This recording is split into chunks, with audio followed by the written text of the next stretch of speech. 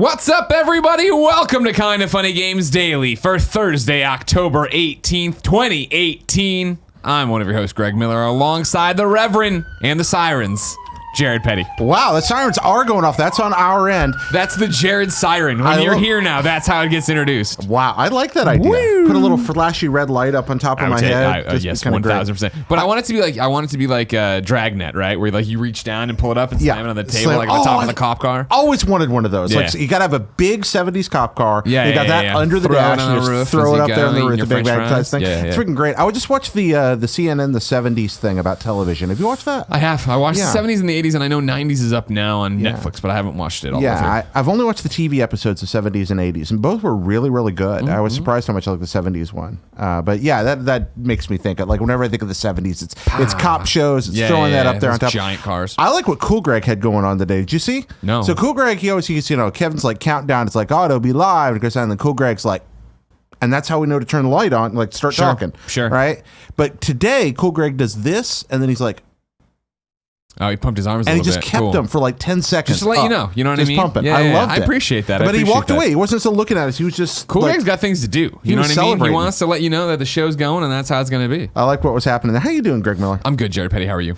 Fair to Midland. Fair to Midland. Indeed. That's a band, I think, right? Yeah, I don't know if that's a band. Is that a band? Fair to Midland band? Kindafunny.com/you're wrong. I think I know that. There's somewhere in there, yeah. /you're wrong is if people can let us know live while they're watching on twitch.tv/kindafunnygames. Exactly. I totally bungled that. Close enough. I'll do it for you. If you didn't know, ladies and gentlemen, this is Kinda Funny Games Daily. Each and every weekday on a variety of platforms, we run you through the nerdy video game news you need to know about. If you like that, be part of the show, kindafunny.com/KFGD, with your questions, comments, bad PSN names for a little bit more, and everything else under the video game sun. Then watch us record the show live on twitch.tv/kindafunnygames. If you're watching live, you have a special job. Go to kindafunny.com/you're wrong and tell us what we screw up as we screw it up, so we can set the record straight for everybody watching later on youtube.com/kindafunnygames and listening on podcast services around the globe. Greg Miller, Yeah. I note that apparently whatever button you pressed on your computer is still pressed because the printouts are still double-sided. Oh yeah, once we dropped that the Kryptonian key from Smallville on it, started doing that double-side printing, and I never stopped. It just keeps doing it. Let's save the world. I'm you know good what I with mean? that. Yeah. Progress and recycling start with one small step, and it's right here. Housekeeping for you. If you didn't know, you can get these notes. That's right, the fan mail tier for patreon.com/kindafunnygames for the month of October is Greg's show notes. I've used them on Games Daily. I've used them on Gamescast. I've been saving them for months now, signing them, doodling on them. But we will send those off as the fan mail tier, of course. To be clear, that's D's notes, not D's nuts. D's notes, not D's nuts. Okay, good. I was just checking. You can get them over on patreon.com/kindafunnygames. Of course, that would give you access to early access of Party Mode, the Gamescast, Q&As, all sorts of crazy things. It's a fun time for everybody, right, Kevin? Yep. Today we're brought to you by Hims, Me Undies, and Loot Crate, but I'll tell you about that later. For now, let's begin the show with what is and forever will be the Roper Report. Time for some news. 4 items on the Roper Report. A baker's dozen! If you thought we were done talking about crunch, Red Dead, Rockstar, unionization, and everything else, boy howdy were you wrong. After Dan Houser's 100-hour statement to Vulture, that then became Dan Houser's statement to IGN and Kotaku that he was just talking about the writing team, which became a giant industry-wide, crunch is bad, how bad is it at Rockstar, nobody really knows, this is happening, Jason Schreier's working on an article, that's going on over here. It became yesterday's Games Daily, me and Gary talking about it at length, trying to figure out if there's anything to be done and how you do it, and then people writing in and just being mad about maybe they crunch in their own jobs, but is it okay to crunch, and is that just how it works in our video games industry? Last night, Rockstar apparently, HR reached out and lifted the ban that it was basically like, don't talk about Rockstar. If you're a Rockstar employee, don't talk about Rockstar on social media. Which, to be clear, is not unique to Rockstar. In many companies, sure. That's why so many people don't talk about their place of employment, and also if they have a Twitter, say thoughts and opinions are my own, not representative of my employee. Right. I'm gonna take a big old gulp of water, and then I'm gonna read about this lifted social media ban. We are going to read pretty much, and I think it is, the entirety of Jason Schreier's report over at Kotaku. Of course, that means you need to go to Kotaku at some point today and click on that article so you give Jason the view, or tweet him and say, hey, good work. You taking that sip? It's a long article. That's a long article. And then on top of that, we have more people. And let me tell you, Kindafunny.com/KFGD. All it was today pretty much was conversations about this and crunch and back and forths and all this stuff. Okay. Let's kick it off with Jason at Kotaku. Last night, Red Dead Redemption developer Rockstar Games lifted its social media policies, telling employees they were no longer banned from speaking about their work experiences on Twitter and Facebook. The move has led to a number of current staff sharing mostly positive stories from their time at the massive game company. Quote, "First off, this was one of the most rewarding and least stressful projects I've worked on," said Keith Thorburn, who works in the music department at Rockstar North in Edinburgh, Scotland. Quote, "I know what Epic Crunch feels like, but this was managed in such a way that I felt happy and healthy." The social media lift comes in the wake of an industry conversation surrounding excessive overtime or crunch that followed Rockstar co-founders Dan Houser's comment to the New York Magazine, no, not Vulture, saying, quote, "We were working 100-hour work weeks," end quote, in 2018. On Monday, Rockstar sent further comments to Kotaku, attributed to Houser, saying that he was referring to himself and his writing team for a 3-week period, and that we don't ask or expect anyone to work anything like this. The comments have triggered a firestorm of controversy over the past few days as former Rockstar employees spoke up on Twitter about their own crunch experiences at the company, with ex-Rockstar PR man, Job Stauffer, friend of the show, writing that, quote, "During the GTA 4 era, it was like working with a gun to your head 7 days a week." And other observers criticized the company for its overtime practices. Stories about Rockstar have circulated in the video game industry for years, most notably in 2010 around the release of Red Dead Redemption, when a group of spouses of Rockstar San Diego employees put together a letter excoriating the company, being mean to the company, taking apart the company. Eviscerating is what I would have written. I don't know that word. Do you know that word? What? No. Right here at the bottom. I put together a letter excoriating. You know what? I'm not smart enough to understand that word. Kevin, can I get a search of excoriating, please? Yeah, give me 2 seconds. Typically, Rockstar tells all of its employees to refrain from discussing work-related matters on social media. But last night, the company's HR boss sent out an email to staff at several of the company's studios saying they acknowledged that some felt frustrated by the narrative that had circulated and saying that employees would now be allowed to speak up about their experiences with no need to sugarcoat anything. That was in quotes. The move has led current staff to share mostly positive things about their employer. Time out. Excoriate. Gerund or present participle. Censure or criticize severely. By participle, not a particle is a different thing. Well, it's very small. Sorry, but yes, you're right. Yep. Quote, "In the time that I've been at the studio, work practices have been improved," said Phil Beveridge, coder at Rockstar North. "Crunch on Red Dead Redemption 2 has definitely been a lot better than it was is what it says, on GTA 5, where I was putting a month of 70-plus hour weeks, parentheses, while being told by my boss at the time to go home. I have never worked more than maybe 50 hours a week, and that's a rare occurrence, but I generally work about 2 to 6 hours of paid overtime per week," said Vivian Langdon, a tools programmer at Rockstar San Diego. Quote, "I have been at Rockstar for 2 years and worked on Red Dead Redemption 2, said Danny Bannister, a vehicle artist at Rockstar North. Quote, "I have never worked anywhere close to 100 hours a week. There was some crunch, sure, but nothing ridiculous. We worked hard on the game, but we weren't being abused. I think the most I did on Red Dead Redemption 2 was 60 hours for 1 week," end quote. Back to Jason. Just to conceptualize that, 60 hours would be 5 12-hour-long days or 6 10-hour days. Quote, "As a worker at Rockstar North, I should probably add my voice to the conversation going around on crunch," wrote tools designer Tom Faulty. Quote, "We do crunch. I've not seen anybody forced to work 100-hour weeks, but I've definitely seen friends get closer to that figure than is healthy. I am asked, encouraged, and expected to work overtime, parentheses both nights and weekends, when coming up to a big deadline. The most I've ever worked in a single week during my nearly 5 years that here has been 79 hours, but that was not recently," end quote. Rockstar lead artist Miriam Bellard has rounded up a number of these stories on her Twitter feed if you want to see them all. Back to Jason. "We've been looking into and reporting on workplace conditions at game studios for years now, and specifically Rockstar for a few months. For that story, we have been granting anonymity to both current and former employees in order to ensure that they feel comfortable speaking candidly. We've heard a wide range of experiences, and we'll publish a story when it's ready." There we go. All that said, right? That gets lifted, all these different things. There is this question of, hold on. Well, thank you for the honk over there, too. Ron writes in, to kindafunny.com/KFGD and says, Rockstar allowing current employees to speak about their working condition really rubs me the wrong way. I can't imagine that this vast majority of unhappy people would still feel safe speaking publicly. Rockstar is a giant company with studios in multiple countries. People under different managers or supervisors in one part might have very different experiences. I'm not discounting the positive experiences of some developers, but that doesn't speak for the whole company. All right, I got a lot of thoughts on this. Lay them on me, Jerry Petty. Okay. First off, I think this disclaimer needs to be made. I have friends that are both former and current Rockstar employees. Okay. And some close relationships there. I run a show about Red Dead Redemption 2. I have a good professional relationship with Rockstar. And so all of that should be considered in every word I'm saying. I think that disclosure is important. I have plenty of former Rockstar friends or whatever. I'm close with Job. He's a former Rockstar people. He's quoted in there. And I would say, I mean, I'm not on Christmas card lists with people at Rockstar, but I know plenty of people at Rockstar that I'm friendly with and will text to about things of that nature. And I have a good working relationship with them as well. And I think it's good for us to say that. And that's why I'm ready to burn it all down and say no. No. So I've had a lot of thoughts on this. I listened to you and Gary's talk yesterday, for example, and I think you raised a lot of interesting thoughts. There's some things I disagreed with there as well.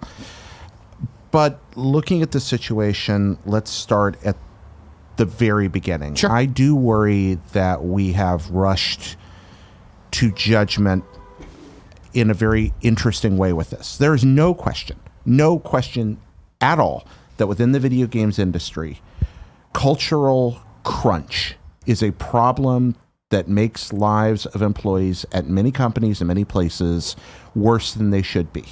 I think that is universally accepted by the vast majority of people involved in this. I agree. Second, I think that we mostly recognize now within the industry that unionization is probably very important for several reasons. One, to make sure that workers are fairly financially compensated in an industry where employment can be seasonal, where you can work on a game and then move on to the next studio. You might have a year between jobs, yet you're paid as if you're always going to have a job, unlike Hollywood, which works that way. Also to guarantee that employee health is protected, that employee health benefits are protected. Things that are not very well regulated within this industry could be by unionization. And I think more and more people are waking up to that reality and trying to find a way for that to happen, particularly within the United States. Third, I think that Mr. Hauser's quote, when he talks about working 100-hour weeks with his writing staff, as we see that kind of one line there in where I read it in the Vulture article, and wondering what the follow-up was, as you pointed out yesterday, or if there ever was one, I find very intriguing, because I really don't think he was sitting there trying to brag about crunch culture. I think he's too smart for that. Dan Houser's a smart dude. Mm-hmm. And in a company where there's already been this 2010 reporting, which was 8 years ago, I don't think he wanted to ignite a firestorm of controversy and just rub everybody the wrong way. I mean, if you want to talk about from Rockstar and Dan Houser, I assume's worst case scenario thing of talking to the press, welcome to it. You know what I mean? We talked about it yesterday where Patrick Klepek's article mentioned the fact that it's very rare for any of the Housers or either Houser to talk, right? Yeah. And you want to be like, oh, that's interesting. I wonder why, right? And here it is, right? A week before Red Dead, they want to just ride this wave, have their launch trailer come out like it did today and be great. And instead they're living this PR nightmare. Yeah, and I am somewhat frustrated by that. And the reason for that is I think I've been watching a lot of West Wing lately. Sure. I don't watch the West Martin Wing Sheen fucking killing it, in man. a while. I haven't watched it in a bit, but good show. Oh, great show. One of the things I love with the West Wing is the White House press secretary, CJ Craig. Oh, yeah, CJ, of course.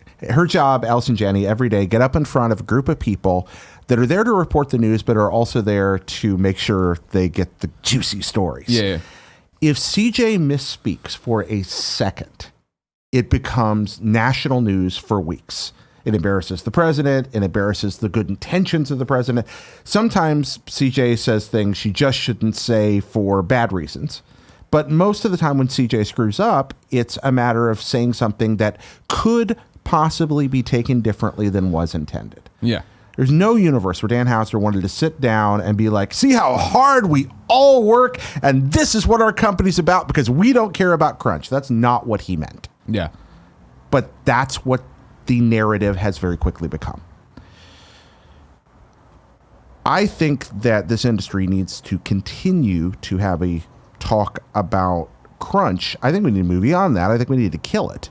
We need to squash it as much as is humanly possible. And I do think unionization is one of several steps we could take to make that happen. I also think that we are over-focusing on a zeitgeist that's taken on a life of its own when it comes to this story. I think we're singling out a studio largely because of some things that happened almost a decade ago, and that we are not waiting for the story. This isn't a situation where we're not going to get the story. That's what I'm frustrated by. Sometimes you look at something like a situation where you have one person saying one thing happened and another person saying another thing happened, and there's no witnesses, and you're never going to get the context, and you're never going to get the full story. Yeah. All right. This isn't that kind of situation where we all have to make our best judgment right now. We will find out what the creative culture around this game was. It is not secret. Rockstar has voluntarily opened the doors to some people speaking about it already. And Jason will do his homework, and other people will do their homework, and we'll get a much more clear picture of this. And once we have that picture, we can have a responsible discussion about this and how it happened here. I, right now, think that it's proper to ask questions and seek answers. I also think we're moving too quickly to scream. I think some of that's that right now we're in a political and social culture where we've been conditioned to immediately react to things violently or energetically. I think that we can't necessarily help the fact that we've been taught to do that over the last couple of years. But I think that we are, in our effort to back good things, we all hate crunch. We all want this to change. We might not be aiming our gun sights as accurately as we could yet at where they actually need to be aimed. Sure. That's what I'm worried about, Greg, is that this has snowballed to the point where we may lose the issue in the midst of the discussion. This may end up being a lot of yelling that doesn't lead to very much progress because we're not targeting the areas that will actually change the issue yet. Sure. Those are my long, rambly thoughts on this. I think that any time that this difficult issue of crunch, which goes all the way back to the 1960s, literally the birth of video games was built around effectively voluntary crunch. People that were sneaking into the MIT labs through the ceiling sometimes to use computers so they could get that valuable 3 a.m. computer time and, create incredible things that led to space war and network chess and things like that. It's always been there since the very first game. We have to change it because now we have a multi-billion-dollar industry built on it, and it can destroy lives. I have seen firsthand what crunch can do to people, and it needs to change. I don't think that taking the very little bit we know right now about the development of Red Dead Redemption 2 and a one-line quote and echoing that into something that may very well indict people that don't necessarily deserve to be indicted. I think that there's a real possibility here that Hauser sitting in his office going, I worked for the last 8 years to make this company more friendly to its employees, not less. Why is this happening? I don't know that. I don't know Dan Hauser. Sure. But that's my guess. And that's probably extremely frustrating both for him and for people that have seen conditions improve. I also think that in studios across the globe, it's not as good as it needs to be yet. I agree. I mean, that was the thing yesterday with Gary, and when we were having this conversation of, I'm not trying to defend Rockstar, but what I was trying to do is let's generalize this a bit more. We are not jumping to conclusions. It is this one quote. It is then a response. It is then all of us chiming in and referencing the Rockstar spouse's letter. It is today this, which could also be read into, well, maybe you wouldn't want to talk. It's like, yes, the best thing to come out of this is a temperature check on the industry and on fandom that does seem to say, no, we don't want you to kill yourself for games. Like, make the games, yes, and yes, hit deadlines, but it shouldn't be 3 months of 100 hours, right? And it shouldn't be this, and you shouldn't celebrate that and do all these different things. But there is we're going to get into questions here in a second, which I've pared down, but the mailbag was very split in terms of Of course, I won't want to see people do this, and other people are like, no, it happens in every industry. It happens in my industry, and this is how it is, and why should we do this, and how do you fix that, and on and so on and so forth. What I do want to call out is, gotten an email today from a kind of funny best friend who wants to remain anonymous, who says they work at Rockstar. They provided a few links that I was able to go through and be like, yes, this appears to check out. I'm still going to read it with a grain of salt, obviously. You can take it with you. I'm just going to get straight to the crux of the matter.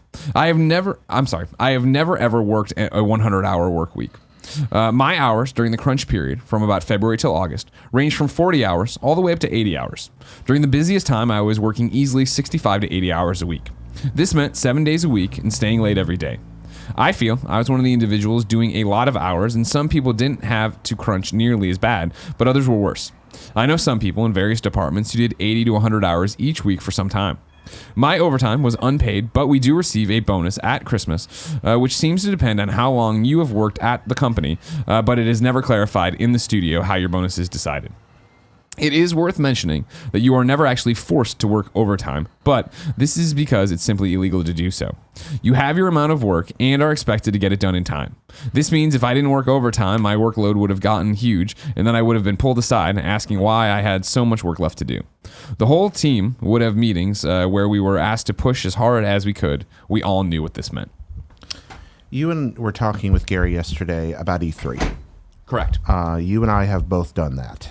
We've both done the E3 War Room. Sure, the IGN E3 War Room, yeah. Exactly. Many a time. We have both had frequent contact with developers and publishers and have seen what crunch culture can be like, what it can do to people. I've been to GDC and heard Russ Pitts talk about changing this culture and some of the stories that come out of that through Take This and other things like that, the mental health consequences of too much work.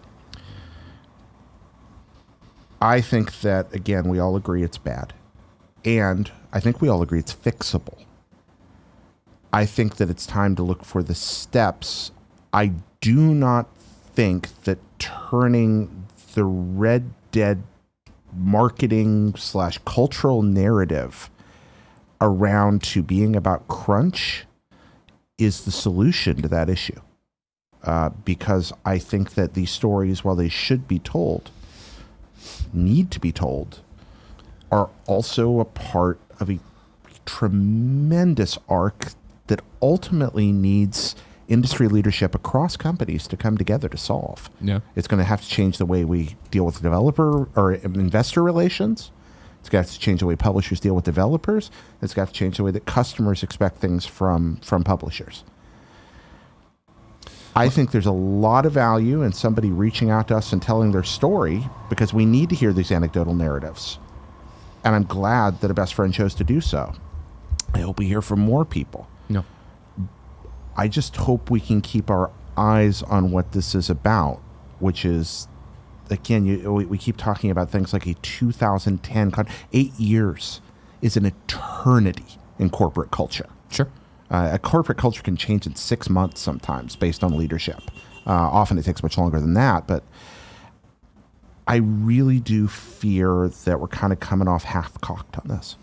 Well, I think right now, again, I don't think the whole narrative of Red Dead Redemption 2 has been changed to crunch culture. I think right now in the zeitgeist of this, still seeing the ripples and the waves and having news about it, it is. I think if anything, it can just be used as right now the biggest game going. Right? Yeah. Is this poster child of, hey, how do we fix this? You said something in there. You think we can all agree it's avoidable, right? Yeah, I do. Can we? Yes. Like, I think, because I mean, the kind of funny best friend, right? You have your amount of work and are expected to get it done in time. Mm-hmm. Like, I feel that's how most jobs are and stuff like that. But you have a deadline out there. You're expected, when Tim asked me to do something and I say, yes, I'm on the hook to do it or whatever. But I feel like oftentimes it comes down to that, right? When you're on a big project, you're on a big thing that you're going to run up to a deadline where you're like, fuck, I'm behind because I got pulled in this meeting, because I had to do this, because I had to talk to this, because I had this, it was some problem cropped up. Well, sometimes you commit to things and you look at what you're putting together and you have a plan, and then things get revised and things get revised. We make a daily show here, multiple shows during a day, a lot of the time. And if we don't do that, if something breaks, then a show doesn't come out that day. Yeah. And no product happens that day. And sometimes we can let that happen. But if it happens too many times, the network falls apart. Sure. So obviously we relate to that idea. However, I do think that, particularly in regard to your employees, you are working, I've heard you say proactive things about making sure that people are able to take time off, that people are able to have lives outside of here. I have heard this come from your mouth. I think you believe in it. And you recognize the importance, and I don't think you sacrificed the happiness or health of your employees for that stake. I don't see a lot of evidence right now, and we're still very early into this discussion based on what's happening in the zeitgeist, that this particular quote by Dan points to anything like that happening within his company right now. Maybe that'll change. I think that I'm trying to be. I'm sorry for the rambling, but now we're getting into a personal place. I had a nervous breakdown last year, and you weren't even making a video game. And I can definitely say that the stress of obligations had a great deal to do with me ending up hospitalized. Sure. So I was in the hospital because I was mentally ill. My mental illness was exacerbated by commitments. And so I have a very personal connection to this discussion. Sure. That's why I'm advocating for it to be discussed responsibly. I don't want to see this spin into what we sometimes call a media circus. I don't want this to become a shouting match that ultimately ends in sound and fury signifying nothing. I would rather think about how much more productive it could be right now to use this opportunity not just to criticize, but as I think Jason's trying to do with what we see in more article, to inform or even to reach out, to connect, to, and I was glad to see Rockstar open those doors. I do understand that within those conditions, employees are going to perhaps feel that what they share is going to be seen. I also think it shows a lot of confidence on Rockstar's part, and maybe a recognition internally that people are like, hey, I'm fine with what I'm doing right now. I'm proud of what I'm doing right now, and I want to show it to people as well. Those are all legitimate parts of the discussion, and they all have to be brought out there before we solve this thing. Venge writes in to kindafunny.com/KFGD and says, ex-AAA dev here. Left the industry because of the crunch. But still one of the happiest days of my life was when the reviews started dropping for our game and we realized how much people loved it. Was it worth it? Probably not. But if it's happening, we want you to play it. We want you to love it. Because this was a conversation obviously yesterday, right, of if this is happening, what do we do with this? Because Gary kept saying, I'm weak, I'm going to buy Red Dead. I need you, but it's also like, but is a boycott on what you're talking about as well, a half-cocked, we don't fully understand what's happening, is that the right way to go about this? No, I don't think a boycott of this game at this time solves this issue, because this ain't Telltale. Okay? This ain't the end of Telltale. You know, this is not in a situation that is so clearly abusive and egregious that we all understand exactly what's happening. This is a one-line quote that a guy quickly came out and said was about me and 3 other people. Look, I write and I understand obsessive rewriting. I do. I do it. I have You're stayed obsessive awake. about things? No. And it is part of writing, not knowing how to stop. You have to, I have to discipline myself. Greg, I don't, you work harder than anyone I know. You work harder than I do. And I'm a good actor. Yeah, whatever. You work ridiculously hard. Yeah. And I don't know how you function on as little sleep as you get. You yourself, I think, recognize that there are times you have to step away from it, but probably recognize it fewer than you'd like to about yourself. Of course, yeah. Yet I see you extend it to others, right? Yeah. What you will not give yourself, you will sometimes give to your employees, or to those around you when you give advice. I don't want Kevin to get gray hair like this. Is it that hard for us to believe that some of the people in leadership there are just obsessive and always diving in and then going, and by the way, guys, you don't have to do that? Now, I'm not in there, and that's the point. We don't know, but we will know, so let's wait till we know. Okay. If we weren't ever going to know, then we could sit here and speculate. You want to wait for Jason Schreier's piece? I want to wait for real information. I want to wait for something where I'm not just irresponsibly talking out of my ass about what might then be we happening. would have no Daily Show if we weren't irresponsibly No. talking out our asses. I think I understand us engaging this because it's what people are writing to us about. Yeah. But I think we need to engage it responsibly. I hope we're doing that. Let's plow through one more quote before we get to more reader mail about this. This is from Rockstar North's co-studio head, Rob Nelson. He was talking to The Guardian. In an interview with The Guardian, Nelson acknowledged that Rockstar's working culture has been in need of improvement. Asked how the studio manages employees' time and welfare, he said, as best we can, and it's something that we're always striving to get better at. We're growing as fast as we can, and we're structuring our departments based on need because we don't want people working too hard.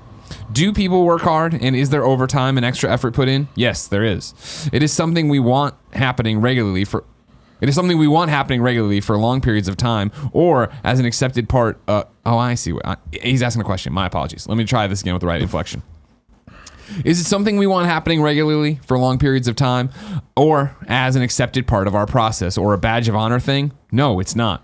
We are always trying to improve how we are working and balance what we are making with how we make it, and we will not stop working to improve in this area. Mm-hmm. And that's the whole thing. Like, it's a sliding scale, and you're trying to put out this giant video game that everyone is excited about and everyone's interested in, and and you're trying to follow up GTA, and you're trying to follow up the first Red Dead. Like, I get why people are stressed out and putting themselves in these situations and doing that. Is it like Job said it was? The number of years ago he worked there. Like, it felt like there was a gun to the head when they were talking about GTA 4. Who knows? We will soon. To your point, is what you're saying, right? Like, we will have a clearer idea. We will never know what it's like to be there without being there, but we'll continue to have a clearer idea. I think more maybe instead of looking for indictment, we look for solution, and we look forward across what we do. I think it's time we start taking a look at the broader principles. Gary brought up investor relations yesterday, and he was being very populist in that regard. I think quarterly culture in American business in general is difficult, and in entertainment it's especially difficult, and there is something to be examined in quarterly culture across the industry, and about how we probably ought to change how games are funded if we want to have a sustainable medium. But then we sit here and we go, by the way, this year we had more great games than we've ever had. Yeah. And there's that as well. And then there's the thing where artists do have a tendency to sometimes just work themselves to death. How do we promote self-maintenance, self-care within people? How do we offer the mental health services that make that possible? How do we force somebody to rest? That's another important discussion to have. I think some people are Mr. Scott on the Enterprise. They don't know how to take shore leave, but it's still good for them. Yeah. We need to create avenues where management pushes people toward rest. And I suspect there are initiatives like that in a lot of developers, more than we want to imagine. Right, and that was something that was talked about yesterday, right? It seems like, of course, we only talk about when we hear about how crunch is bad and this, that, and the other, and we don't celebrate, as somebody pointed out yesterday, studios like Media Molecule, Rocksteady, that are winning awards for being positive work environments and how they take care of people. I want to play this game. I want to see the results of the artistry of these people's efforts. Sure. I want to see what they're so proud of.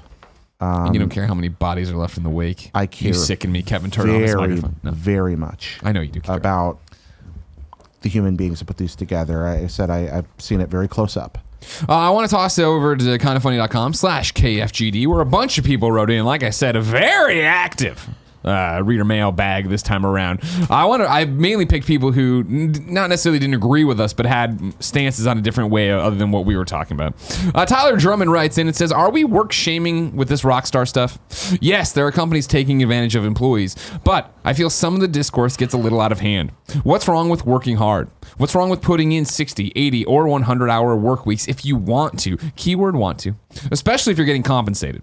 Certainly, companies should treat their employees right, but I think we should be careful shaming the idea of working hard by choice. I think that one of the best points about unionization is the idea that unionization is not just about workplace conditions or hours. It's about being fairly compensated for overtime. And that's similar to what, like, again, this best friend who says they work at Rockstar was talking about, right? That like overtime wasn't carried out, right? It was about you get a bonus at the end of the year. My overtime was unpaid, but we do receive bonus at Christmas, which seems to depend on how long you've worked at the company, but it's never clarified that. Yeah, I think that one of the things that unionization could do across industry would be to guarantee regular overtime compensation for non-hourly employees. Yeah, I think that could, or a bonus structure that takes that into account. Tyler, I'm with you. You're talking about a perfect world of yes, like what's wrong with working hard if you want to do an 100-hour work week, of course. Like if you find the work fulfilling and you want to do it and you're pushing ahead and you're doing all this different stuff, who am I to stop you or say that? I think they're talking about the idea of people who don't want to, but they've been put into the position that they have to. And I'm not even talking about Rockstar. I'm talking about crunch in general. Yeah. Guess what? We're way behind on our milestones. We need to bring mattresses into the office. I've worked 100-hour weeks in the last couple of months. Sure. Absolutely. Yeah. And by the way, you shouldn't work 100-hour weeks. And I shouldn't have either. That self-employment's a weird thing. And it's when it becomes systemic. Right. It's very powerful within an organization. I mean, you and I work together in media, and media is renowned. You were a newspaper guy, for crying out loud. I mean, how many times were you there late putting the paper to bed? Exactly, yeah. You know, that was a print medium where you had deadlines, so the mechanical processes that had to be turned on, and people could be stuck there late constantly. So yeah, and there's nothing wrong with wanting to work hard. There's a lot wrong it's the thing of business culture abused. about people. Yeah, and when we're going to use a word like abuse, we darn well better be right when we're using it. That is a serious word full of gravity. Again, I'm talking you in the broad terms. Not I wasn't criticizing you. Don't fucking point at me. No, I'm not criticizing you. I just want to make sure when we talk about things that are weighty, we speak about them with authority. Sure. And that's what I want to make sure happens in this situation. Mills Chop writes into kindafunny.com/KFGD with two things. He says, number one, a lot of folks, including Greg and Gary yesterday, have been saying, quote, I'll wait longer for a game. But would you pay 50 to 200% more for a game too? Because 100 hours of work is 100 hours of work. If you force 40 to 50 hour limits, it not only takes twice as long, but costs twice as much because your overhead costs keep adding up as you extend development. Obviously, it's all dollar and cents at some point in this business, and that's where it comes down to. And again, we're back to just compensating for the overtime. How are they doing this? Blah, blah, blah, blah. But I've been on the record for a long time of, yes, I pay more for a video game. Yeah. We've talked about this. When Colin was here, this used to be a long-running thing of, explore the scale. And if he would always talk about, like, what if The Witcher 3 was $100 or more because they're giving you so much content? And there's that thing of, I know that's not a popular opinion at all, but especially for a game of a Witcher, of a Red Dead, of a Cyberpunk, you could literally play that for months and months and months and months. Okay, I'll pay your union fees. Yeah, right. I'll pay a union tax. Yes, and that's the other thing too. It's gonna make your games more expensive. Okay, but if it's taking better care of my creators and helping them not burn out and helping them stay around longer, I mean, we just heard from someone who claims to be a AAA dev that burned out, right? And there were people responding to Job's thing from Rockstar or former Rockstar, being like, "That's why I left because GTA Online was killing me." Like, yes, I want to see people rewarded for their hard work, and I'm not going to... I know that's not a popular opinion. I know it would change the industry, but maybe the industry needs to change. Number two, though, unionization is not the godsend everyone seems to think it is. Look at the public teaching profession. Teachers are often underpaid, parentheses, the primary reason we struggle to get quality STEM teachers is because they can get more money elsewhere, end parentheses, and overworked, parentheses, 8 to 10 hours at school plus a ton of work done after hours grading papers, creating homework, exam, lesson plans, etc., end parentheses. Not to mention school budgets are so shallow, teachers often pay for materials out of pocket. The union has some value, parentheses, job protection, negotiation, end parentheses, but I'm not certain it's the end-all, be-all answer to the situation. No, unionization is not the end-all, be-all answer to the solution. It's just a vast improvement. And I think that's the biggest thing right now is that, and I've said before on this show of like, my dad's a union crane operator. That's pretty much my extent of unions and knowing how, I know what unions are, obviously, and what they're doing and how they're fighting. But like, I just don't want to see developers who are making the things I love, the games, the toys I love, taken advantage of and put into situations they don't want to be. And it seems like union gives a voice to these people to not have that done. But I also, I want to hear more pros and stuff or cons. There's a lot to be said. Everybody's got a different political philosophy around unions. I think go to YouTube and watch Harlan County, USA. They do a pretty good job of explaining why they probably ought to exist. By the way, if you've never watched Harlan County, USA, it's one of the greatest documentaries ever made. Harlan County, USA? Harlan County, USA. It's on YouTube, like the whole movie. It's the only place I know you can watch it. Okay. But go watch it. It's one of the best films I've ever seen. Oh, wow. And a group following a group of coal miners around.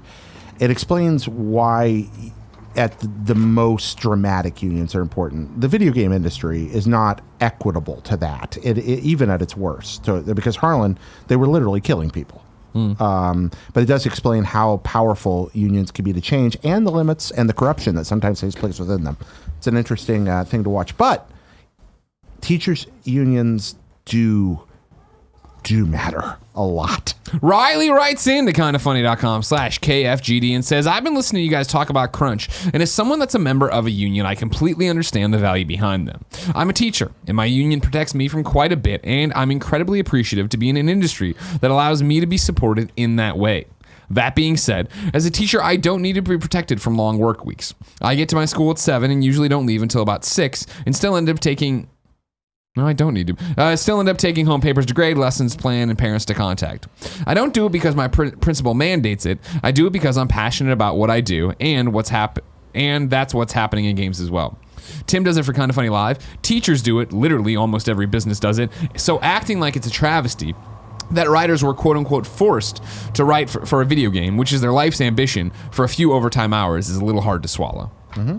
And again, we're conflating a few different things here, obviously. You're getting hung up on, and I don't mean like that, Riley. You're, of course, referencing the 100 hours comment from Dan that then gets boiled down to just being the writer's team, that then is also being spread to a much larger swath of the video game right now. I want to keep coming back to this, but Dan never said, my company works 100 hours a week to make this game. Dan said, me and 3 other dudes worked 100 hours a week for a little while to finish up the writing on this game. Mm-hmm. That's what he said. And that's why I think the industry is looking for an opportunity to talk about this because it needs to be talked about. Mm-hmm. And it's latched on to something that I'm worried will lead this to being less productive than it could be. Mm. Final thought on this for right now comes from James Rhodes, who writes in to kindafunny.com/KFGD and says, something Gary said in the last episode stuck with me about Red Dead. Quote, if they had announced the delay instead of putting their employees through hell, they would have been applauded, end quote. I disagree. I think the game, already hit with delays, would have been dragged through the mud. Not by press, who, to Gary's point, usually applauds such measures, but by gamers. I think something that is being glossed over here is the fact that most gamers would throw a complete shit fit if the games they were looking forward to got delayed. Gary pointed out that there are other games to play. While that is 100% true, most gamers have about 3 games that they are looking forward to all year, and the rest basically qualifies impulse purchases. I just think there would be a real ugly side to the consumer if people aren't thinking about yet. Gaming and geek culture hasn't needed a deep detox for years that it still hasn't received. My question is, do you think gamers are actually willing to do the work to support developers, or do you think their loyalty to the games themselves will override that? 3 points on that. First, when Gary, one of the things I disagreed with was Gary saying these folks were put through hell. I have not seen any evidence on Red Dead Redemption 2 that people were being put through hell yet. Maybe it was happening. I haven't seen anything that points to that yet. And what I kept trying to pull back with Gary, right, is like, okay, well, no, like that's not exactly what's been said, but if. Yeah. People have been put through hell in video games many times. Yeah. I have not seen anything yet that leads me to believe that took place in this case. Okay. Second, yes, there's a lot of toxicity in gamer culture, and a lot of people would be really mean and horrible about the thing. And those are the people that will find something to be mean and horrible about because that's what they do. You would have met them. I have met them. Yeah. Well, I've talked to them on the internet. Yeah. I've occasionally met them. I had one Uber driver once. That was about it. And third, I don't care about what they think because they are terrible and awful. And while they may be very, very good people at heart, when you make your identity around destroying others, you can care very much about what that person could be or what pain is hurting them, but trying to care about the viciousness of their views that are an expression of a different kind of pain is the wrong approach. Care about them and find what's worth caring about. Yeah, I mean, to James's point, it's what I always talk about. So sorry to beat an old drum here, but I think it's the vocal minority, the people who are mean and would be horrible and be shitty about this, right? I think the overwhelming majority of people who would read that article, if Game X, let's just take Red Dead off the table. AAA game that everybody's been waiting for puts out a statement that is like, hey, we're at a crossroads where either we can make it and my team has to work 3 months of 100-hour weeks and not see their family, or we delay it. We're choosing to delay it. You would be celebrated in the press. I think the majority of people who hear that story would be like, you know what? Good on you for doing that. That's all right, cool. Yeah. And then, yes, there'd be people who are vocal about it. But as usual, the people who are going to be vocal and are going to be assholes on the internet, their opinion doesn't matter. Yeah. Like, you can be criticized and you can have different opinions and you cannot agree with each other. That's fine. When you want to be a fucking asshole on the internet about something stupid about your toy, that's when it's like, well, no. If you're going to be complete dipshit and be rude to people and chase down developers on Twitter and scream and yell and use cuss words and use other fucking turns of phrases that you're just trying to do to get under people's skins and hurt their feelings, do this, you never mattered to begin with. You are the buzzing of flies to him. You know what I mean? Like, who the fuck cares? And it's one of those, I hate it when people are like, well, that's like, you let trolls do that. You give them all the fucking rope they want to hang themselves, and then you hang back and just remember, all they ever want, somebody being mean and horrible and shitty on the internet, all they want is reaction. If you don't give it to them, they just burn out and go away. Mm-hmm. And that's the thing about it. Like, if we want the industry to change, regardless of where you stand on this, but if we're talking about this, if this very specific hypothetical of a AAA studio doing that, yeah, if the majority, if people celebrate it and talked about it and were down with it, it wouldn't matter if a bunch of people were being mean about it, because they know that it does matter to a certain group of people. And probably those people, as usual, are fucking shitbags who don't have anything real to say and would end up buying the game anyway. Mm-hmm. They're still going to buy it when it comes out one day. And again, I'm not saying people who criticize. I'm saying people who are the assholes. Yeah, I've talked to folks from that sphere or people expressing that kind of behavior before, and usually there's a person inside that is hurt, is upset and hurt about it. And they're not mad about that. They're very mad about something else in their life, and they want to take it out on somebody. Exactly. So they're going to take it out on developer X who made the right choice to take care of their employees and call them a whole bunch of horrible names that they would never say in person because they know they're horrible names that you wouldn't say to a real person. Yeah. I digress. Number 2 on the Roper Report, you added, Jared. Yeah. A nice piece of Red Dead Redemption 2 news. Well, yes. Red Dead Redemption 2's launch trailer shows a gang in turmoil. This is by Tamoor Hussain over at GameSpot. Tamoor writes, as promised, Rockstar has released a new trailer for Red Dead Redemption 2, its eagerly anticipated open-world western. The game is set for release on October 26th for PlayStation 4 and Xbox One, and ahead of this, the studio is offering everyone another tease of what they can expect. The launch trailer shows Dutch and Arthur talking about one more big score before life can improve for their gang. Soon, there's scenes of explosions, gunfire, and eternal strife set against talk of loyalty.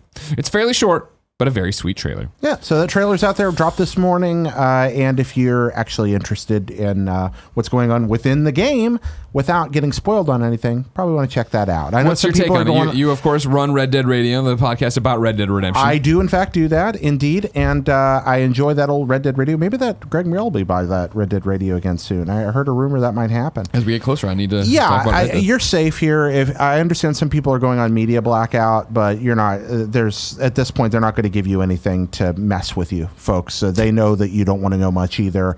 You just see some nice, cool, tantalizing things. But considering the scope of this game, you'll be fine. So if you're on the fence about whether or not to watch the trailers, there's nothing in any of the trailers that's going to even scratch the 60-hour experience the surface of what you're going to jump into. Don't worry about it. Yeah. And another lighter news, number 3, Obama announced that he doesn't care about Pokemon, thus ushering in an age of heartbreak. This is from Polygon's Petrana Radulovic. Nailed it. That second one was good. Dude, you got it. Radulovic. Maybe Radulovic. No, you got it. But Petrana for sure. Petrana writes, today, sad news rippled across the nation. Former President Barack Obama revealed that he does not like Pokemon. For everyone imagining the former commander-in-chief going on a Pokemon adventure of his own, parentheses, his starter would probably be a Squirtle, I can say in my totally official presidential Pokemon starter voice. Gone are those dreams. Because Obama apparently doesn't like the greatest video game franchise of all time. A lot of editorializing happening here, Jared, when you put this one in. Yeah, I know. He revealed this sad news in a very nonchalant way. In an attention video urging people to vote, Obama tries to dispel many of the common excuses that people give when explaining why they don't go to the polls. The first, I don't like politics. Look, says Obama, turning to the camera, about to break all of our hearts. I don't care about Pokemon. Then he says something about how, like politics, Pokemon isn't going away, and then continues to urge people to vote, which is definitely important. But reader, I was too heartbroken to continue on. It's a cute video. It's the former president urging folks to go out and vote, and he just takes excuses that we give for not doing it and tears them apart. And brings in a very Pokemon. cute way. So and is he going to start playing Pokemon now? That's well, that was The kind of what he Switch will convert inferred. what was that, Kevin? So the Switch version will convert him. That'll bring him around. Now you're talking about the Let's Go No, like no, Pikachu. no, You no, mean I'm talking next year. the full on next Pokemon will be him? Well, I think he's kind of like he looks. He's like I don't like Pokemon, but you keep going back. Like he's kind of touching on that a little bit too. It's like it's like voting. You may not like it, but you keep going back and doing it. And Pokemon can have that same effect. I mean, this game is things that you get pulled into a little bit. It's like like why all people play Destiny. It's not good, but they keep going back to it. Sure. Yeah. Number 4, Anyway. final news story of the day. Blizzard will announce new Diablo projects when the time is right. This is from Lucy O'Brien, the Lion, at IGN. BlizzCon 2018 is almost here, but a new post from Blizzard strongly suggests we won't see any new Diablo projects announced. Quote, we've seen a lot of rumors flying around about our plans for Diablo at the show, reads a post on the Blizzard forums. These are very exciting times. We currently have multiple teams working on different Diablo projects, and we can't wait to tell you all about them, ... when the time is right. The post goes on to say that good things come to those who wait, but evil things often take longer. While Blizzard may not be ready to share all of its Diablo projects, the company promised that it does intend to share some Diablo-related news at the show. The post seems to extinguish any hopes of a Diablo 4 announcement at BlizzCon, which flies in the face of multiple clues that it would be, including curiously named merchandise and a Diablo panel called Diablo, What's Next? What's next, indeed. Just the Switch version, man. Indeed. I mean, no surprise here, right? We weren't expecting to do Diablo this year. I wasn't really. I mean, I love Diablo, but I'm not watching Diablo that closely, keeping in mind when it'll be. I mean, there's been leaks, obviously, or not leaks, I should say, but there's been plenty of rumors. My dad works at Blizzard, the job postings, this, that, and the other, this at BlizzCon. There's a new Torchlight coming. Why should I care about Diablo? Because Diablo's better than Torchlight. Oh, whatever. Had to say it, everybody. Had to say it. Bull. Thank you. Jared? Torchlight 2 is still the best Diablo game. David Brevik is rolling over in his bed somewhere.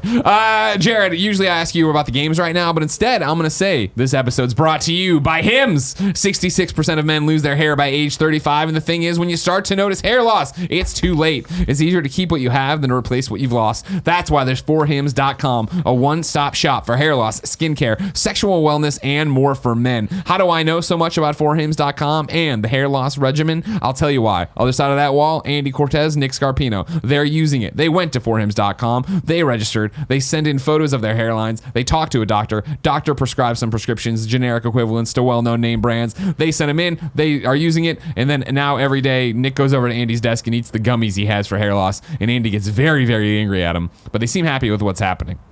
There's no waiting room, no awkward in-person doctor visits. You can save hours by going to 4hims.com. Order now. My listeners get a trial month of Hims for just $5 today, right now, while supply lasts. See the website for full details. This would cost hundreds if you went to a doctor or pharmacy. Go to 4hims.com/gamesdaily. That's FORHIMS.com/gamesdaily. 4hims.com/gamesdaily. Our next sponsor, MeUndies. You've heard me obsess over my MeUndies every time we talk about MeUndies, because of course that's all I wear. I threw away the rest of my underwear. I only buy MeUndies. True story. What's your color today? Let's see what I got going on here.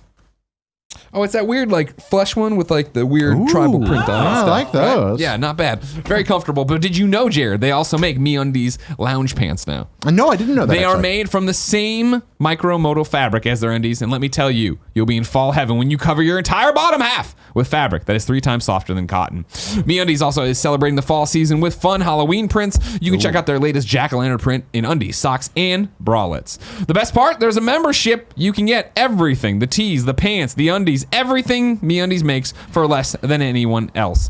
Or no, less than, just less.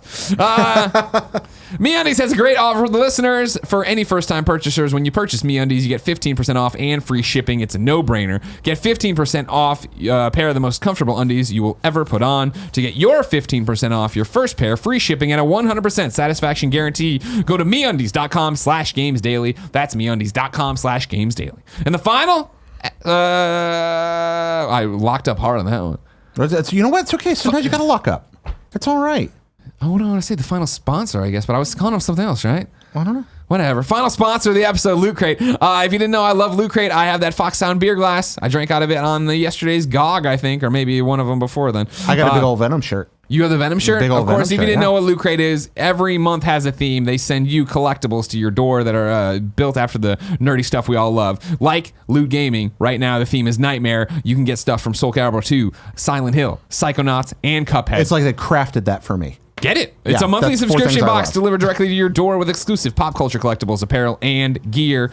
Each Loot Crate packs $60 worth of value in each crate for less than $29 a month. This crate's going to sell out, so you have to do it by the end of the week to guarantee yours. Get the best surprises each month from the largest geek and gaming subscription company. Check out and geek out with Loot Crate. Subscribe now by going to lootcrate.com/games and enter my code GAMES to get an exclusive 30% off your subscription. That's lootcrate.com/games. Enter the code GAMES. Exclusive 30% off your first subscription. I did that and it worked. Did it? Yep. That's awesome. Pretty exciting. Jared. Yeah. I'm always excited to see what's inside a Loot Crate. You are. But the next delivery of Loot Crate is so far away. It is If I indeed. wanted something more immediate, like say what came to the mom and grop digital shops, where would I go? I'd go to the official list of upcoming software across each and every platform as listed by the kind of game. I went too fast. I am stumbling today. It's fine, dude. It's a 55-minute show, and we didn't know we just got to the freaking list. I know. Out today. It's Nintendo Switch Day. It's Thursday, so if I don't say I'm just going to say Switch from here on out. It's too confusing. ACA Neo Geo 3 Count Bout is on the eShop, Nintendo Switch. Blackbird Switch. Drift Legends is on Switch. Momonga Pinball Adventures is on Switch. Moto Racer 4 is on Switch. Personality and Psychology Premium is on Switch. Season Match is on Switch. Sinner Sacrifice for Redemption is on PlayStation 4, Xbox One, and Switch. Spencer is on Switch. Spider Solitaire Black is on Switch. Siberia 3 is on Switch. The Missing, J.J. Macfield and the Island of Memories is on Switch. Reigns Game of Thrones is on PC.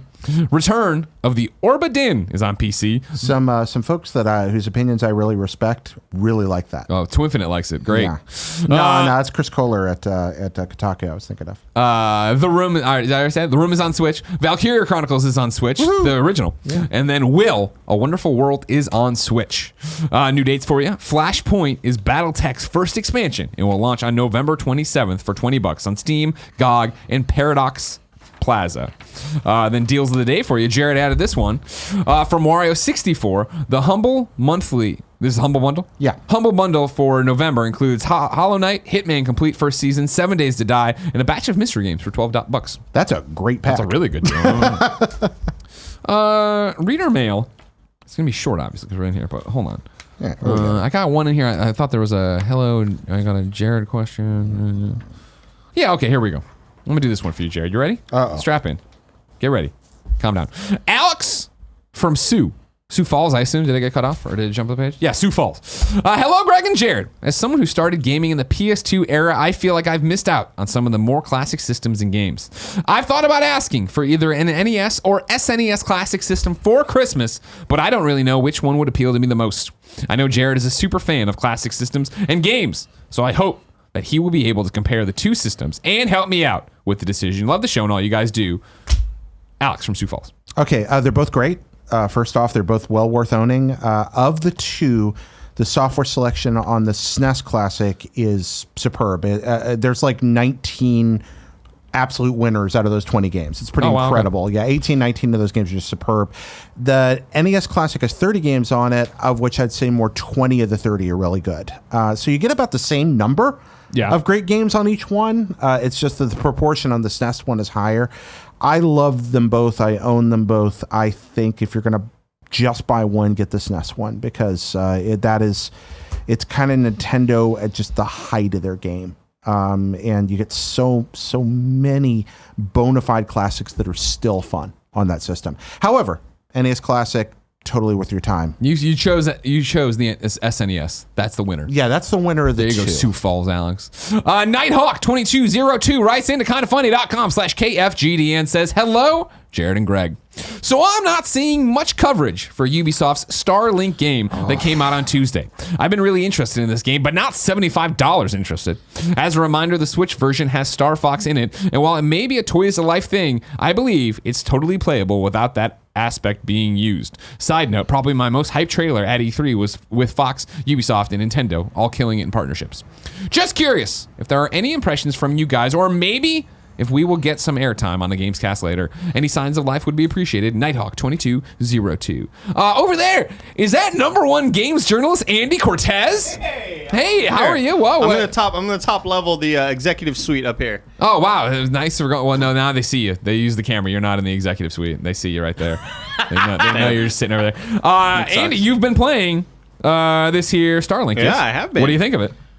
I did not expect myself to fall in love with this game. Yeah, it's like it is very, very basic in terms of story. Sure. Voice acting is whatever. The story is like so surface level. Yeah. Like Titan AE type story. You know. It's a You know what I great mean? movie, though. Yeah. Good movie, right? Good movie as a kid or whatever. But there's so much in this game that's like that I didn't expect to be there. I thought I was just gonna be either on rails shooting people or like flying around shooting people, or just sort of free flying and dogfights and stuff. This is like, I guess a more evolved No Man's Sky. Yeah, it's like No Okay. Man's In Sky some with way? good combat, right? Yeah, it's That's really kinda- weird. I saw Brian Altano loving it. I know Yeah. Mike Drucker bought it as well. And I don't know if more evolved's not the right term, because obviously No Man's Sky, definitely improved upon a lot of their systems or whatever. But yeah, you're scanning planets. The bad guys have a presence on a planet, and you want to slowly take over and push them back. Ubisoft. So Outposts. Yeah. exactly, yes, outpost. But you're either building like a refinery to take out the planet's resources, or you're building a combat thing to sort of raise the planet's defenses, or you are building an observatory to unlock and view more of the planet and see Gotcha. most of it, because of the fog of war or whatever. Yeah. But the thing that I wasn't sure of was how the toys to life thing really was implemented. We were given the toys by Ubisoft, hashtag sponsored. No. Hashtag toys provided by Ubisoft. Toys provided by Ubisoft. Free product But from Ubisoft. When I tweeted that I was digging the game, I got a lot of tweets, people asking, did you get the toys? Are you doing the digital version? To which I said, I don't know what the hell the digital version is. yeah. So I ended up realizing that I hated messing with this toys aspect of it, because when you're in battle, maybe you walk up to an enemy who is an ice person and you need to bring out your fire weapon. And I hated switching the little thing and popping it on. Like it's not a deal breaker for me, but it was just sort of a minor annoyance. Gotcha. And I switched over to I unplugged the toy thing that plugs onto your controller. By the way, you don't need it on there. You can just let it sit next to you as you're playing. Sure, but it's cooler to have it. Yeah. So I unplugged the whole thing, and then it was like, no toy detected. Do you want to switch to digital version? So which I was like, yeah, let's switch to the digital version. And I don't know if that then unlocked all of the weapons. Because there's fire, there's ice, there is one called Crush, which is kind of like Earth. It sucks everything into sort of like a vortex. Okay. And you can combo things when maybe there's a lot of fire enemies. You could shoot the vortex thing, suck them all in, then shoot ice, then it becomes an ice vortex. Oh, neat. And everything sucks in. So there's a lot of cool aspects like that. And there's another one that is sort of like So you like when the you game. lift people. Yeah, I love it. You can lift people in Mass Effect, Like Yeah. you shoot them a thing and they Sure. get hit and then they just start floating, gravity Yeah, or of whatever. course, yeah. And so it's very much, Earth, Wind, and Fire elements sort That's of cool. fighting against each other. I did not expect to like this game. I was thinking You gonna stick with it? I was thinking it's so weird that I uninstalled Assassin's Creed Odyssey that I just found no interest in, and God, I hate I'm you. loving this game. It's really Are weird. you gonna but stick with it? yeah, All right, cool. Yeah, Thanks. I Fucking tweeted about honestly, this yeah. yesterday. This is a game that, were it not for precisely the season we're in right now, Right. I would be buried. And this is a $75 game for me. Absolutely, I'd Yeah. buy this and play it for 100 I hours. was thinking man, 10-year-old Andy would eat this shit up. Sure. You know what I mean? And Yeah, here I he love is, the game. 30-year-old though. Andy still eating it up. Eating it up, dude. Eating it up. I am scared to death they have sent a great game out to die. Oh, it'll be interesting. I mean, I don't know if it's the same. Like, I understand Starlink is making waves with people who are contemporaries, but also it's made more for kids. Right? Yeah. It's made more for kids, but you're going to lose a lot of discussion around it. Kids watch Twitch. Sure. Kids watch YouTube. Sure. And they're not going to get the coverage they need. When we first saw the thing at E3, the thing I thought of was, I can't imagine being a kid watching Nickelodeon or Disney Channel and seeing these commercials pop and being like, I need that, you know. So who knows? We'll see how it does. I thought you were gonna leave it as you couldn't be a kid imagining watching Nick like Scarpino, and I was like, I can't imagine that either. No. It's time to squad up. This is where one of you writes into kindafunny.com/KFGD. Give me your name, username, platform of choice, and why you need help in a video game. I read here. The best friends come and find you, and you all play games together. Today on Xbox, Secret Weapon X needs help. Secret Weapon X spells this name incredibly stupidly. And then puts in parentheses, I made this when I was 15 and won't change it even though I can. So I refuse to read it even though you could change it. You can find Secret Weapon X spelling on the YouTube video, youtube.com/kindafunnygames. As of late, the Xbox has been known for their quality of life features that are generally pretty good. My favorite of these, Looking for Group, has recently become full of spam, such as links to YouTube channels, fake giveaways, and people literally looking for girls. I would just like to play Overwatch with some best friends. Thanks in advance, your boy Justin. If you want to hit up Justin, go find how to spell Secret Weapon X on youtube.com/kindafunnygames, and then you can do it. He spells boy as badly as he spelled Secret Weapon X. That one I'm fine with. You're a boy like that, it's fine. He's also like not consistent. Like if you're gonna make the 3s E's, make all the 3s E's. Yeah, he's 15. He was 15 and dumb then. But now he's not. As you know, ladies and gentlemen, Shuhei Yoshida no longer hates you, and you will soon be able to change your PSN name. So we are saying goodbye to bad PSN names by you writing in to kindafunny.com/KFGD with your bad PSN name and the story behind it. Today, If You're Red needs help. IFYOURRED. It's a grammar crime going on here. The name originated when I was in grade school. I was making a Darinian hunter on World of Warcraft whilst watching Young Frankenstein one late night. It was the scene where Gene Wilder and Peter Boyle are doing the putting on the Ritz and singing If You're Blue and You Don't Know Where to Go. So I named my hunter If You're Blue. IFYOURBLUE, being ignorant to the difference between your and you are, apostrophe, you know what I mean, your, at the time. Somehow, that morphed into my PSN name, If You're Red, and I've been stuck in this living nightmare ever since. Your and your, there and there, two and two. These are the things that haunt us in our dreams. Again, we've done the really gross and grotesque PSN names, so as we say goodbye, I like bringing up the ones that are just dumb. Yeah. You're stuck with a dumb name the rest of your life. Like Weapon X. We ask people watching us live on twitch.tv/kindafunnygames to go to kindafunny.com/you're-wrong and tell us what we screw up as we screw it up. So we can set the record straight for everybody watching later, blah, blah, blah, blah, blah, blah, blah, blah. Got it. What we got here? Anonymous says, hey Greg, during the big Red Dead convo, you mentioned that one of the people who wrote in was he or she. Just wanted to say that you could have also been non-binary or something else, saying they might have been more appropriate since they didn't mention gender. Super sorry if that came off as a lecture. That isn't what I intended. No, it's something I've talked about before. Sadly, when I was coming up in journalism school, I would have been marked off for points for saying they when it's a singular person. So it's still hard for me to switch over to that. But it's what I was trying to drive at, of course. Here we go. Tor Del Rey says it was stated by Jared that Destiny is not good, but this is factually incorrect. Destiny is in fact great and fun. No, it's not good. Yeah, that's not I even can back worth Jared reading, up. and you're wrong. Yeah. My dog says Valkyria Chronicles came out yesterday on Switch, and it's 25% off if you own Valkyria Chronicles 4 digitally. Also, I think you missed Residents of Fate 4K edition, or PS4 and PC that came out today. We talked about Residents yesterday, so maybe that was wrong. And then, yeah, Nintendo put out their thing today, putting Valkyria in for today. I will no longer accept incorrects for Nintendo dates. Yeah, because Nintendo clobbers everything together, and I just read off what they do every Thursday. I didn't say anything during it, but I saw it on the store yesterday, too. Well, you suck, and so does my dog Nick 96. I don't know. I think we're just right. I don't know what that is. I mean, how could we not be right? Malcontent Rona says Starlink. Important note for Starlink per Polygon: the physical edition comes with only one physical ship, while the digital version comes with 4 digital ones, making the game much easier. Switch version apparently gets 5 thanks to Star Fox being exclusive.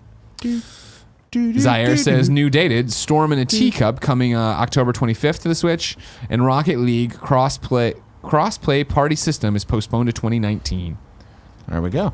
Ladies and gentlemen, if you didn't know, you've been watching Kinda Funny Games Daily. Each and every weekday on a variety of platforms, we come to you with the nerdy news you need to know about. If you like that, be part of the show, kindafunny.com/KFGD. Sending questions for me and Andrea tomorrow. All right. You can watch the show live on twitch.tv/kindafunnygames, later on youtube.com/kindafunnygames, or listen on podcast services around the globe. You haven't paired up with the busiest lady in the business in a while. I know, we're going to be reunited. It's going to be great. I can't wait to It's watch. something, all right? It's exciting. Yeah. Until next time, it's been our pleasure to serve you.